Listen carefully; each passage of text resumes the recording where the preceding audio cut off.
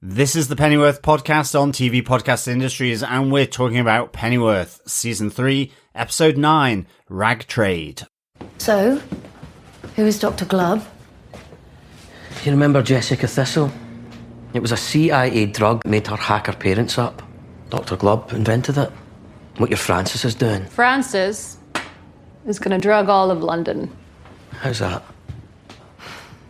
He was heading off when I got there last night, said he was going to set free the city. What else could that mean? Well, did he say how? Nope. Well, thanks for rescuing me. Bye. You're leaving? What about Francis drugging the whole of London? Aye, we have to do something. I am getting the fuck out. As happened when 50 people took that stuff, an entire city on it? Hell no. I'm off to the airport. You make a cute couple, by the way. Oh no, we're not.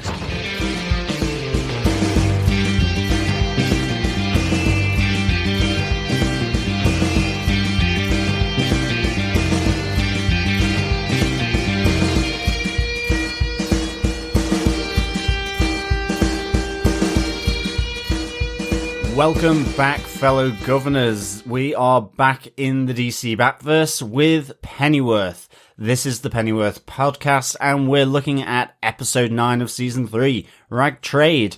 I am one of your hosts, John. I am one of your other hosts, Derek, for the penultimate episode of Pennyworth season 3. Oh, fudge. Indeed. or fug, I guess. Well, yes, possibly. As Alfie did mention in this episode. Welcome back, fellow governors, and of course to any new fellow governors that are joining us, please be sure to subscribe to the podcast over on tvpodcastindustries.com, where you can choose any straight-laced or groovy podcast catcher of your choice, or just search Pennyworth podcast on your podcast player of choice. Yeah, good time to mention that we have covered every single episode of Pennyworth and every single episode of Gotham on our podcast feed for Pennyworth, available there on any groovy or straight-laced podcast catcher. But on our main feed on TV Podcast Industries, we've also covered a huge number of shows over the time that we covered those two shows, Gotham and Pennyworth. Lots and lots of shows over there. So should be loads of stuff for you to sink your teeth into if you're just hearing our thoughts on Pennyworth. Yes, please come and join us for all the content that we've got over on TV Podcast Industries. Yeah, and we'd love to hear from you about your thoughts on Pennyworth. You can email us to feedback@tvpodcastindustries.com, or you can pop on over to our Facebook group at facebook.com/groups/tvpodcastindustries to leave your thoughts for our Royal Mail feedback section for Pennyworth. We're not too sure exactly how we're going to cover the final episode for Pennyworth. It's coming out next week. We do have it available, and we usually record ahead of time on these episodes, but we'd love to hear your thoughts on the season and on any of the episodes so far. So please share your thoughts. If we get enough feedback in, we will record another episode talking about your feedback, or we'll just record our finale episode a little bit late so that we can get some of your feedback in there as well. Yes, all new news to me. Well, that's why we're having the discussion. We might as well involve our fellow governors in the discussion. John, exactly. What do you think? Well, yes, I'm just thinking about the time to fit in another episode. We still have one outstanding from our coverage of the Umbrella Academy. We do. We still have to give out our prize for our pub quiz on Umbrella Academy. We have to give out our prize for our She-Hulk Attorney at Law bar exam as well. So those are all coming up, though. They're on their way. They are on their way for sure. But let us crack into our spoiler-filled discussion of episode 9, Rag Trade. Yep. Derek, who gave us what, where, when, how, and why? Well, the episode was written by Robert Hull. This is the 3rd episode of Pennyworth, after writing episode 3 and 5 of this season, and he also wrote 7 episodes of Gotham. Why do we always mention Gotham on this podcast, John? Because, a bit like with the MCU, it's all connected with the creatives behind Pennyworth and also Gotham. Absolutely. Bruno Heller, Danny Cannon, and now John Stevens all on board as executive producers for the show. This episode was directed by Rob Bailey. This is his 9th episode of Pennyworth. He'll also direct the finale next week. He directed the penultimate episode of season 1 and the last 2 episodes of season 2 as well, and also directed 11 episodes of Gotham. Wow, it really is Gotham alumni going on here. It's a family show. It's a family show, I think. What we'll say, the Gotham family. Or Bat family, of course. That's the easier way to say it. Do want to call out a great piece of feedback we got in from Patrick Lemke, who finally made the connection for us that we haven't been able to make all season. Do you remember we mentioned back in season 1 and season 2 that the names of the episodes normally aren't connected to the shows, but we were trying to find some connection, and it turned out that it was actually Bruno Heller was naming them all after very famous singers from the 60s, and that was kind of it. And then a couple of weeks ago, last week actually, we were talking about Red Marauder, the episode title. Yes. Could that possibly be a DC villain that they were trying to reference? It's not. None of it is. These are all episodes named after famous racehorses in the UK and around the world. So all of the names of the episodes, including Ragtrade this week, are all names of racehorses. No particular connection with the episodes. So thank you, Patrick, for pointing it out. We were trying too hard to fit it in. We certainly were. We certainly were. Good stuff. But John, do you want to tell us what they gave us with your synopsis for Pennyworth Season 3, Episode 9, Ragtrade? Sure. After he murdered his father in Gotham, Thomas Wayne returns to Martha and his daughter Samantha in London. He gets some alone time to explain himself to Martha, as Mrs. P takes Samantha to the park. But Martha's backlash is interrupted by the arrival of Mrs. P, who's there to take Samantha to the park. But wait, who was that left their home with their daughter? It's a previously unseen person with enhancements who is able to make themselves look like anyone. They want money from Thomas and wants him to admit to his crime. While Thomas follows all of the instructions to bring his family back together, Alfie tries to help them catch the PWE that is impersonating his mum. The PWE catches them all and reveals themselves to be CIA agent Virginia Devereaux. Still angered by Thomas exposing her plan with the lullaby drug, she tries to force Thomas to kill his wife. But as Thomas turns on her and Alfie interrupts, Martha guns down Virginia Devereaux, killing her. Meanwhile, Lucius Fox follows his plan to find his PWEs from the government's secret Level 7. He learns that their experiments are killing innocent people. When he finds a way to free them, they team up with the now-powered Bet Sykes and turns on their captors as her sister Peg returns with her adopted daughter. Alfie resolves to prove to Sandra that he truly wants to marry her and bring up their child, and Dave Boy and his girlfriend Sally reconnect while investigating the death of Dr. Glubb. But they may be too late, as artist Francis Fawkes has already gotten to the milk supply and laced it with his version of the lullaby drug. Every storyline connected in this the penultimate episode. Yes, and only in Pennyworth would it go into the milk supply and not the water supply. Absolutely. You know, I sometimes forget the type of show I'm watching when I'm watching Pennyworth, and it's no criticism at all of the show, but in Gotham this would have been quite easily accepted. When you get into like the season 4, season 5, there's a little bit of tongue-in-cheek, and always was within Gotham.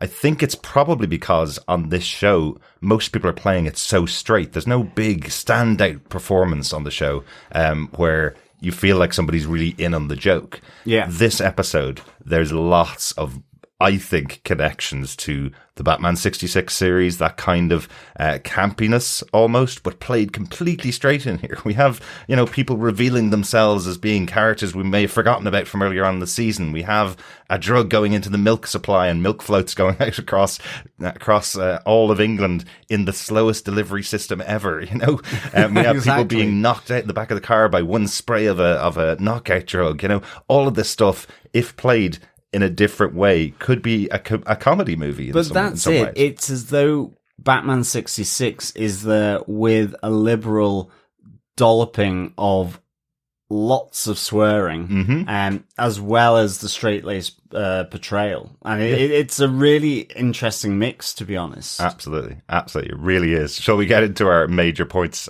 for the episode, John? Yes, let's kick off with our first point. Alfie ain't getting married in the morning. No, he's not. He certainly isn't, and neither should he. I think I was totally in Sandra's camp here as she rejects his proposal.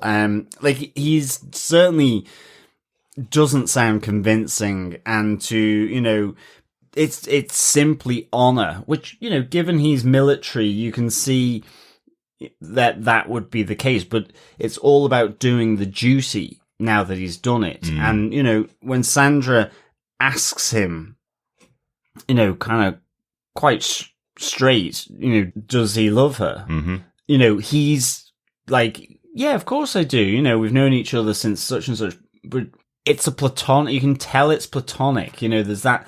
It's not to say he doesn't, and it's not to say he won't come to his senses, but in that moment, you realise there have been other women that have always come as a priority above Sandra. Mm-hmm. And to an extent, he always played it off as friendship, and in that moment, it comes off as that platonic friendship. Yeah, absolutely. Which Sandra, for Sandra's part, she's always loved him, and that's what she said. And his, he, as he says, he didn't want it, and that's very honest, but at the same time, then is prepared to sort of do something and commit and marry her, but for all the wrong reasons. And she absolutely nails it. Yeah, his actual line to her is, what does wanting it have anything to do with anything? And when she says to him, is this what you want, Alfie?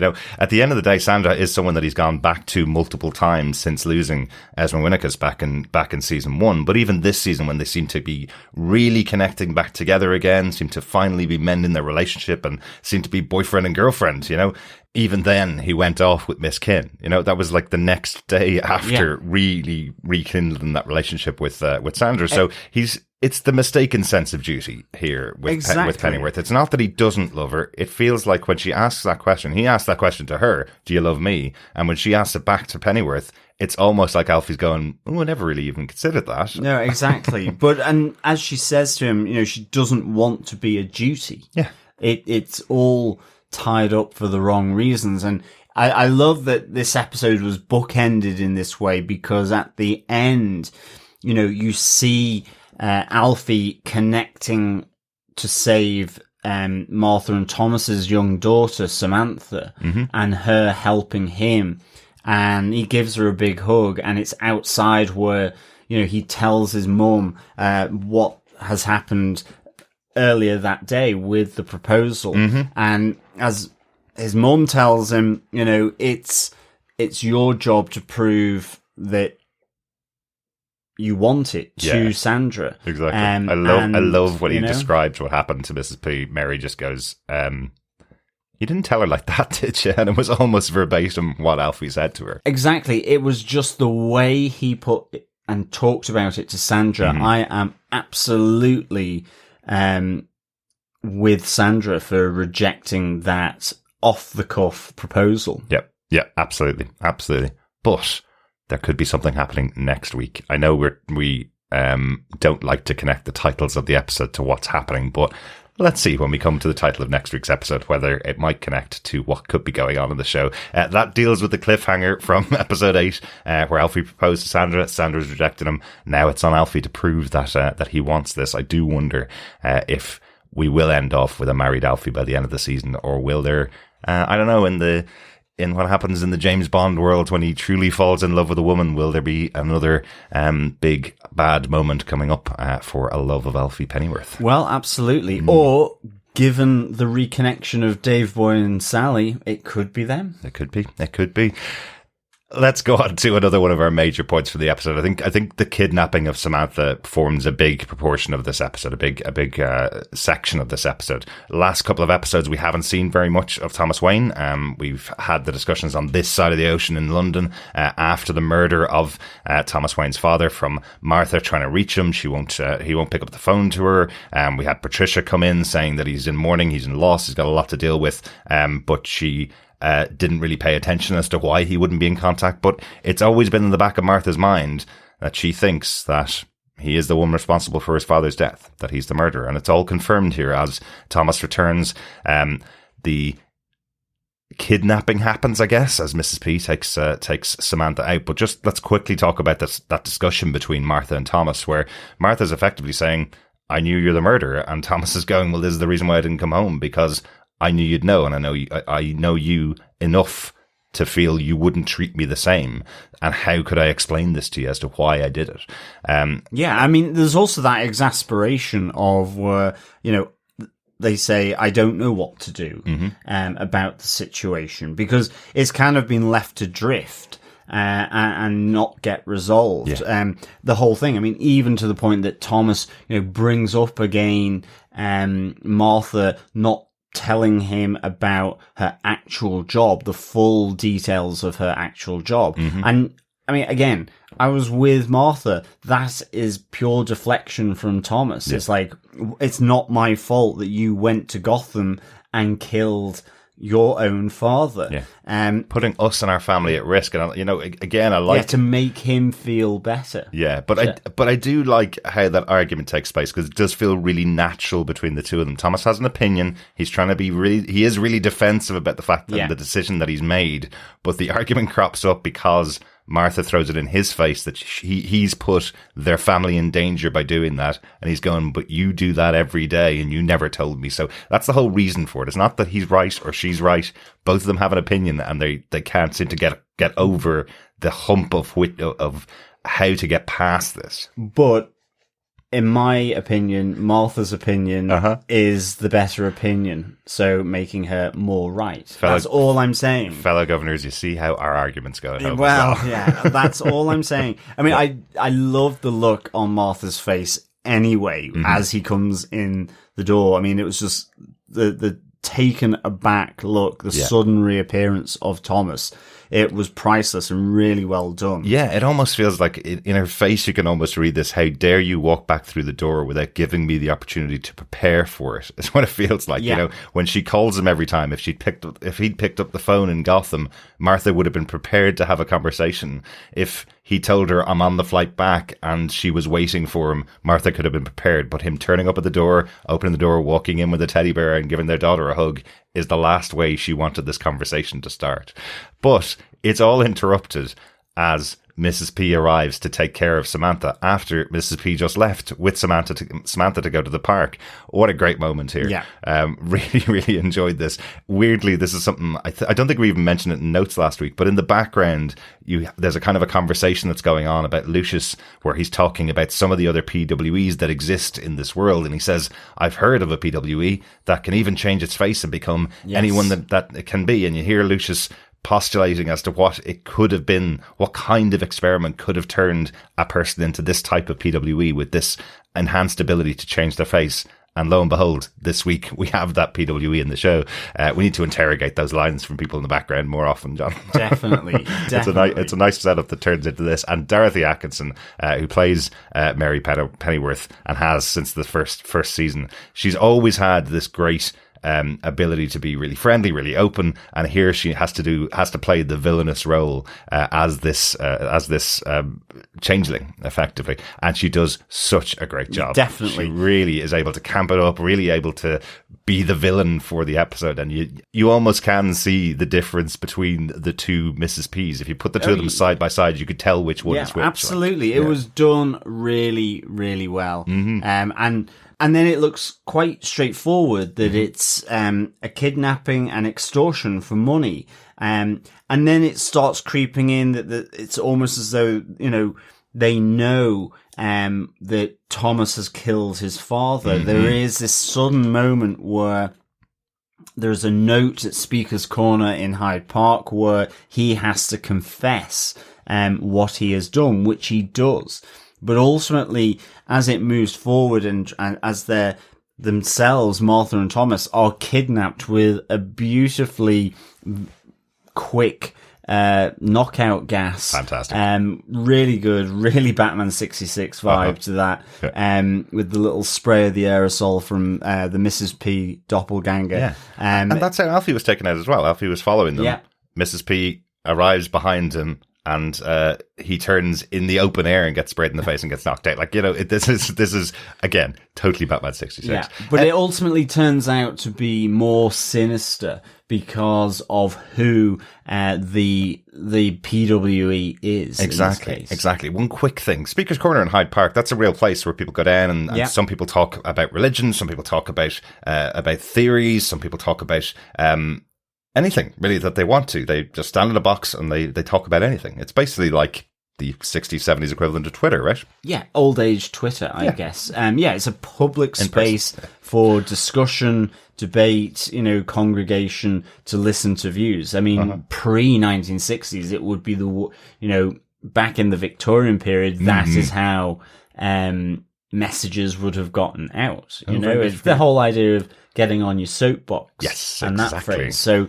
I think it still operates in that way. But it seems like a fun place to go if you're in London for just to see what's going on. Yeah, maybe. Yeah. I think.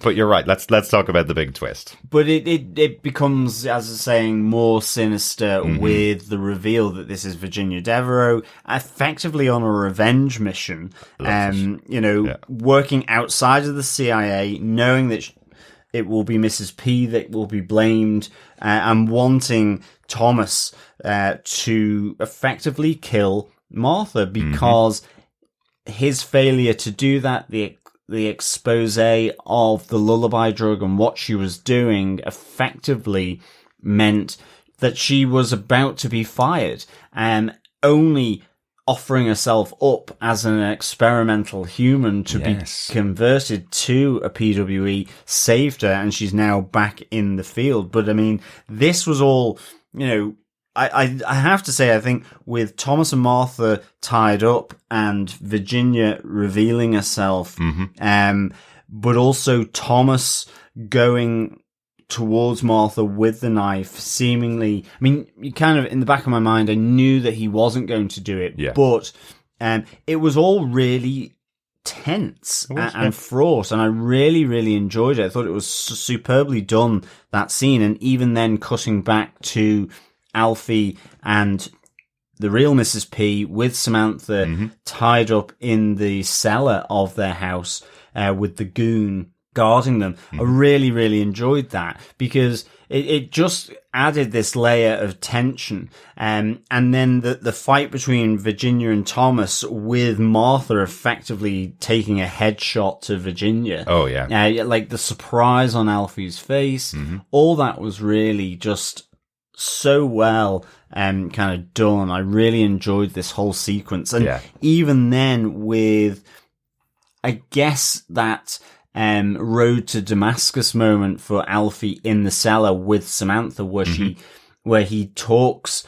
to her. I love the little connection with him giving the child's story, the kind of the fable of the lion and the mouse, knowing she's got this little mouse hairpin. And again, Samantha really astutely, goes running over to place it in his hands with the goon there, who then drags her off. So, like, she's a spy in the making. Absolutely. Here. She's learnt something from Martha, I would say. Yep. So I really enjoyed that because, as I say, it's that kind of road to Damascus moment for Alfie. It's the reason he gives Samantha the big hug at the end once she's safe. And realizes that maybe, marriage and children is something that he does want, something worth fighting for, protecting, you name it. So I like this whole sequence. I thought it ties nicely then to, as we've said, Mrs. P telling him, you have to prove to Sandra that you actually now want this after the guff that came out in the morning. Yeah, absolutely. And also, again, we can't repeat this enough. This is Alfred Pennyworth, who becomes really closely connected with the Waynes and then with Bruce Wayne, having him connect with a kid here in this moment, something that we haven't really seen in the series that much. We've seen it in some of the flashbacks that we saw earlier on this season, but having those little moments where we get a bit more development of Alfie as to the kind of mantle he's going to take on in the future. These are all important things to have in your prequel show, showing how he gets to the point of being Sean Pertwee with David Mazouz in the future, in this world. It's not totally connected to Gotham, we do know that, but they're great little moments to have. Definitely. I also love in the fight, just to call out with Virginia Devereaux and Thomas Wayne, where she throws him on his back almost instantly and says, if you were in the CIA and I had to train you, I'd throw you out on day one just for this, basically. So, as in, you can't even take me out. There's no way you'd make it into it. You must have gotten there by being rich. I love how she calls out all the reasons that she's here. You know, not only did he disrupt your plan, he also has killed the head of Wayne Enterprises, which was the best connection that the CIA had into industrial politics, I guess. So, he has destroyed everything in her career, and now she's going to take away everything in her life. And as you say, the thing she's had to do to make up for that in the CIA is get experimented on and become a PWE herself. We hear later on that there are PWE programs going on in America, in the Soviet Union at the time, or in the Soviets have it, and in China. All of them have their own PWE programs, not just the UK. So while we've seen all these developments within Pennyworth, while we've seen people like Captain Blighty coming out with their superpowers as one of the earliest DC characters with powers, I guess, we're also now aware that this has been going on around the world. So, of course, we're going to start to see the creation of characters within the Batman universe coming out of these PWE experiments around the world. Yeah, definitely. So, love these connections. Really think it's cool having this in episode 9. Yeah, for sure. Speaking of the PWEs...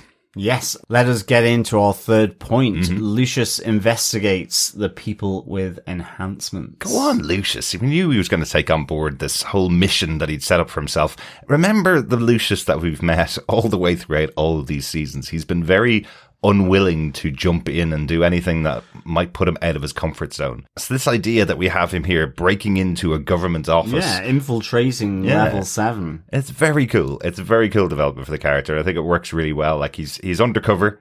We see him, his version of undercover is wearing a slightly different lab coat. Exactly. Yeah, absolutely. But he goes in, finds some of the members of his PWEs that he had been working with for years. Particularly the girl with the glasses that he tried to fix earlier on in the season, and then has to go and find a way to release them. But while trying to find a way, I love how he's bumbling his way through the control system, turns on the music to begin with, and then opens the blinds, which could have revealed him to all the other scientists that are doing the experiments. But what's revealed to him is there are experiments being carried out on general members of the public. He doesn't really know who those people are, but there's nobody there that it seems is a willing participant in these experiments. Well, the experiment goes very crispy, very quickly, and it goes pretty badly wrong. I mean, even just before Lucius infiltrates down and comes through the vent, we see one of the PWEs trying to escape, the guy from the first episode with the bionic arm, where he's effectively shot as he tries to escape and is just dragged with the blood smear down the corridor that Lucius has to follow. So it's a pretty dire level 7 if you're a PWE, and I like how that connects with General Thursday being called away to Prime Minister Aziz, where he is effectively, calls in General Thursday to question him about his experimental program in level 7. And we get this power politics play where, Parliament has told him to do this.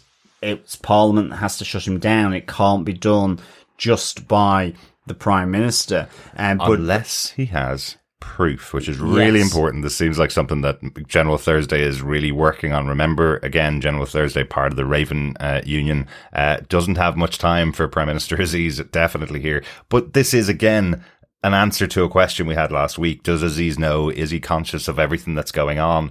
He knows about level 7, doesn't know the extent of what they're doing, has concerns about it. Well, as he says, are people's rights being violated, which we see quite quickly that they are, and certainly Lucius does as well. I thought it was interesting and added to another question I've had before. The specifics of what he says are English people's rights being violated. He says English people, not British, which I think is interesting. So still questioning whether England is one country and includes Scotland and Wales, or are they separate countries, but wondering about that, but also wondering if some of those prisoners that had been kept underground potentially. Are those the people that they're experimenting on here? Are they prisoners? Are they prisoners from foreign countries that nobody's aware are still being held by the British government? So it's all very intriguing, but I do like the pushback from General Thursday. Unless you have proof, I've been given the mandate by Parliament, therefore you can't stop it. So lots of tension there between those two.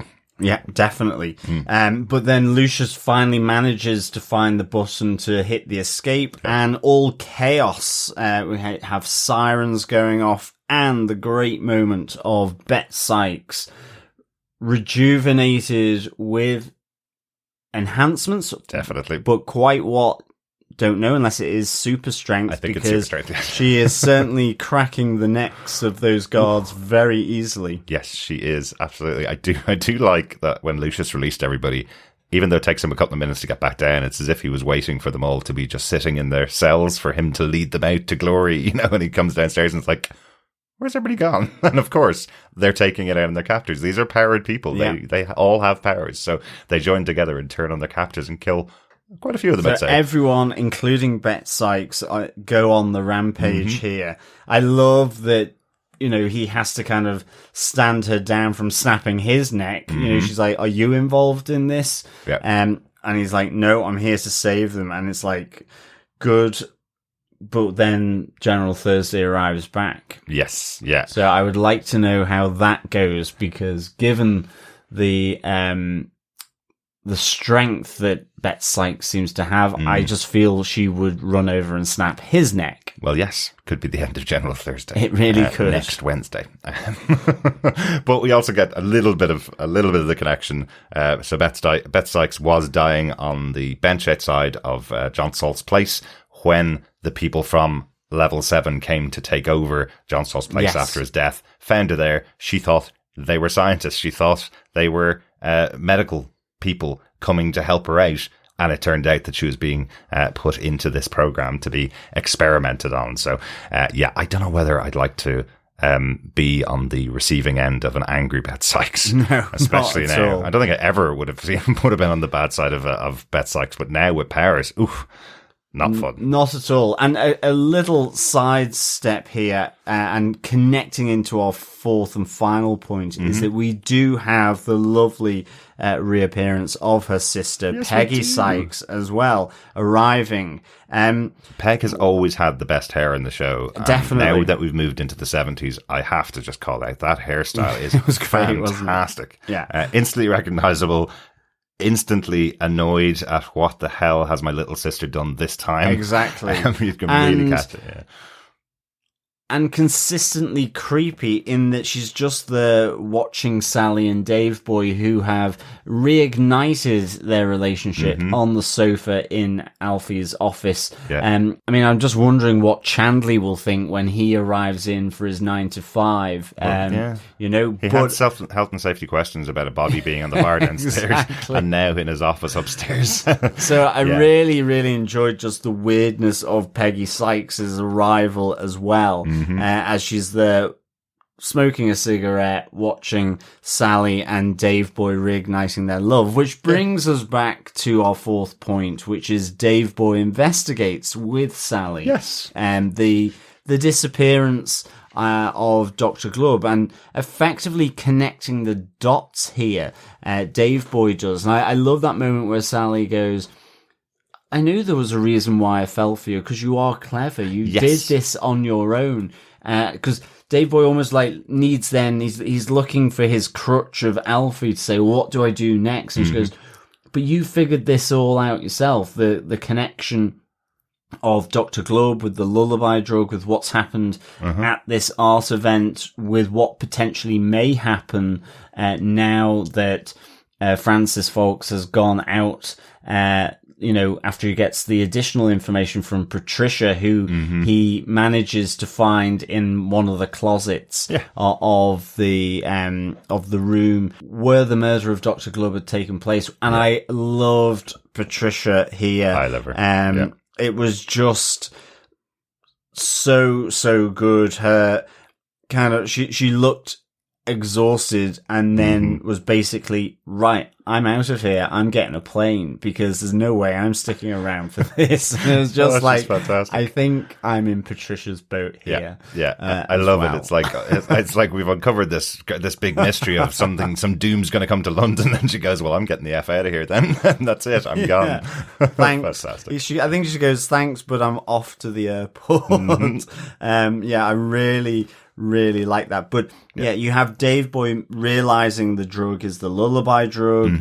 The dead doctor is Dr. Glubb, who created it. And then we have what is going to happen, and with Patricia saying that Francis had talked about changing the city as he sort of waltzed out of his art installation. Then, we have this moment of realization that he's going to put it into the water supply, except it's not. It's into the milk supply to be distributed by the milk floats, slowly but surely, as the milkmen do their morning rounds. Absolutely. We know this, John. Tea is a much more important drink to people of Britain than a glass of water is. So, of course, it has to be milky tea as well. So, well, tea with milk in, let's say. Yes. Maybe not milky tea, but you will get to a wide range of people across all of Britain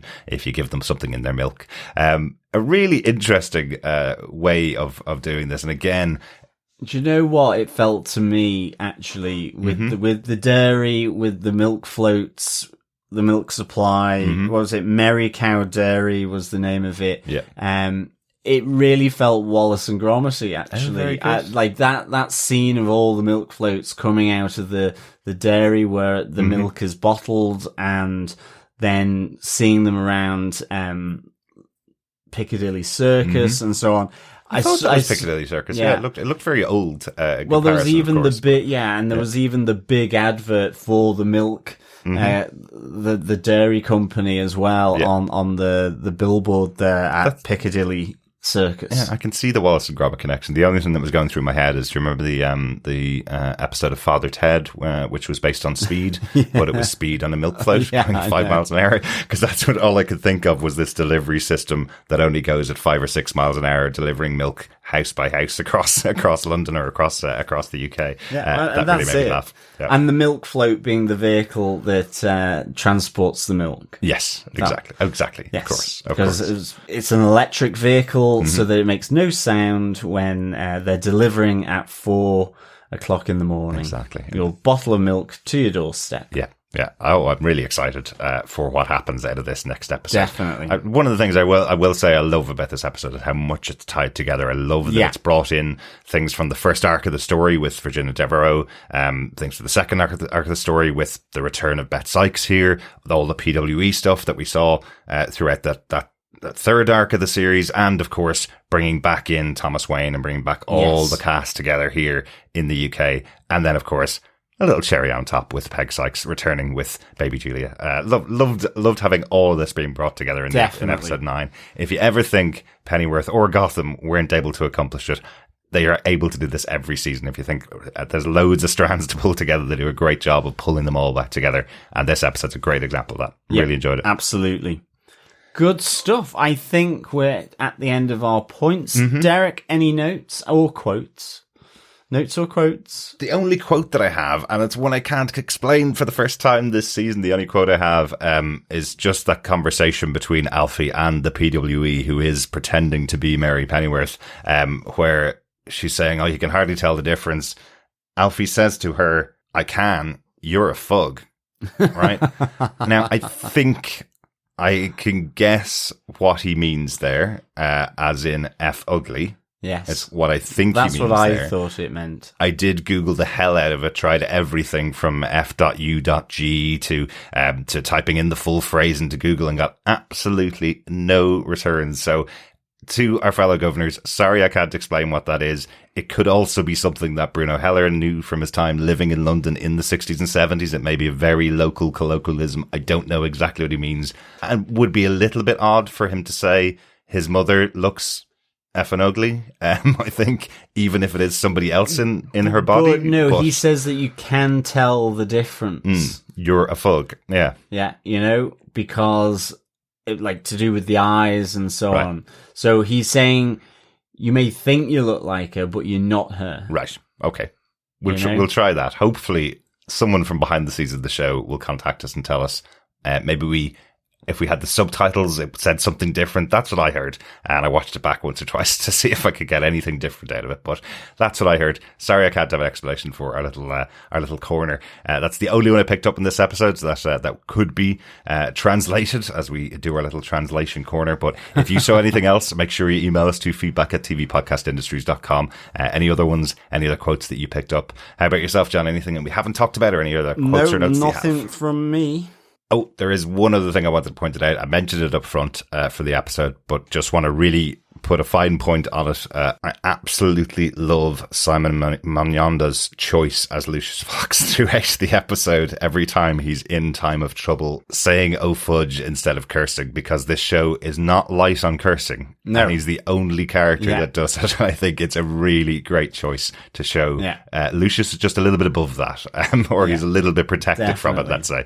I think it's such a fun choice of Simon to do that in the show. It's really just made me laugh each time. Let's pour one out for Jed, who was the character, the first PW we were introduced to this season, who got killed in his escape attempt.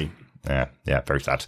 I think that's it overall for the episode. John, how would you rate episode 9 of Pennyworth, season 3, Rag Trade? I really enjoyed this. I'd give it 4 fugly impersonators out of 5. All right, we'll go with that. I loved how it just brought everything together. I loved the reconnection of Sally and Dave Boy. Hallelujah be praised. We have Bet Sykes back. Welcome back. In indomitable form. I loved that Peggy came back smoking, weirdly watching Sally and Dave Boy on the sofa. And she did own a sex shop last season. I know she did. Yeah. I really do want to see the old husband and wife couple that are her sort of BDSM slaves. And I think that would really be the cherry on the top with Peggy Sykes coming back in. Never forget. Absolutely. I loved the scene. As I said, 2 scenes for me really popped. It was Martha and Thomas fighting, and it was the whole sort of standoff with the doppelganger, with Virginia Devereaux. It felt really tense. It felt like it added that underline to what's happened between Martha and Thomas after they were saying, I don't know what to do about this situation. And I think Thomas's sort of speech to Martha as he's going to pretend to kill her and as he turns the knife around, it's almost, this is where he's explaining himself, and it's just really, really well done. And I thought it was superb. And Martha taking the headshot again, it's like, we'll draw a line under this, effectively, I am also a killer here, So I love that. So 4 fugly impersonators, or dare I say it, crispy experiments out of 5. Nice. Really enjoyed it. Nice. I think this is probably my favourite episode of the season, but of course, it's the penultimate episode. You couldn't have had this episode without all the setup that was there to it. But when Pennyworth gets that balance right, and when Gotham used to get that balance right of having these campy situations, but dealing with them in this really straight delivery, I think it works so well for this show and really shows why it deserved its place on DCTV. Yeah, definitely. So good. So good. Really, really enjoyed it. Cannot wait to see how this season ends. But we're going to go back in time a little bit. We're going to go on to our Royal Mail feedback section where we're going to talk about some feedback on episode 8 of Pennyworth, season 3, Red Marauder. Yes, we got an email through from Victor Von Doom on episode 8, Red Marauder. Victor says, "Greetings, Batverse. I must say the story gets better with every episode. The P-Dub hatred is ominously similar to the Marvel mutant situation and our own social reality. Alfie's breakfast with Mum and Roger was every bit as uncomfortable as it seemed." There was a nice quip from Mrs. P, who said, maybe I should kick you out, give you a push in the right direction. We're not finished yet. Dave Boy's passing from Sally was, for me, expected and sad. I don't believe Sally will let go easily. I don't understand Trisha's return. How can she advance the story? Is she destined to help Sally take down Fawkes? Thomas must be overwhelmed covering his father's supposed death and covering his escape.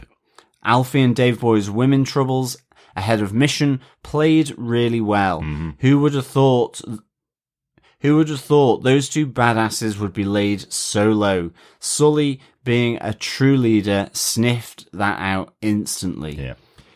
Captain Blighty's death was most dramatic and fitting. I'm sorry he won't be around to sort out General Thursday. Mm-hmm. I'm still hoping for Bet Sykes' return. At best, I can listen to Paloma's music and think on her character. My favourite quips from the episode: Dave Boy, I have killed Sally. If he is not a clown, I've never seen a circus. Loved this. Yeah, really good quote. And on the Sully team-up, well, look at that. We're all bloody marvellous. Cheerio, Batverse, Victor Von Doom. Absolutely loved Dave Boy's comments, quotes last week. Really good. They were, weren't they? Lots of what you were hoping to happen, Victor, happened in this episode. Yes. Really good. Yeah. Nice predictions. Return of Bet Sykes. Yes, we won't have Captain Blighty around to sort out General Thursday, but does look like Bet Sykes might sort him out now. Yes, and I'd love to know, Victor, what you thought of old Peggy showing up as well at the Queen Anne's Revenge. Yes, absolutely. Great stuff. Thanks so much, Victor. Hopefully we hear from you on the finale and on this episode next week. Yeah, thanks, Victor. We also got an email in from Coffee and Vodka who says, greetings, fellow electrified defenders. A solid outing with this episode. All plots forwarded except for Thomas, which we should see more of next episode, and quite a few jolts, so to speak. Although the Tea Party took the cake with Dr. Glubb drowning in knives, Captain Troy's demise and final words to Alfie being to be a proper pop were touching, and even if he's going down in a blaze or bolt of glory was well telegraphed in the beginning with his desire to do just that, it felt natural, earned rather than coincidental. Dave Boy's narrow escape from Masked Hood might soften the blow of the breakup. Speaking of which, it felt as Court of Owlsy as it did Fawkes. Again, all around a mad tea party with a scary hallucinogen. Pick a theory, any theory. I definitely know what you mean around the Court of Owls with the masks. It really was. I think we mentioned that. We did. Yeah, definitely. Yeah, we did. And I think you mentioned the Mad Hatter's Tea Party. Mad Hatter, another villain for upcoming Batman in the future. So nice to have that in there too. Coffee and Vodka continues. Dr. Glubb, Captain Troy, John Salt, Bet Sykes, killing characters and closing plots old and new. Must have something big on the horizon. Can hardly wait to see what they've got in store once Fawkes has been dealt with. Do you think they'll clear up General Thursday's takeover of John Salt's pet project this season, or leave it as a cliffhanger? All told, a true pip-pip zap of an episode. 5 fatal face-offs, perfunctory proposals, and terrifying tea times out of 5. Peace and take care, Coffee and Vodka. Oh, I absolutely love it.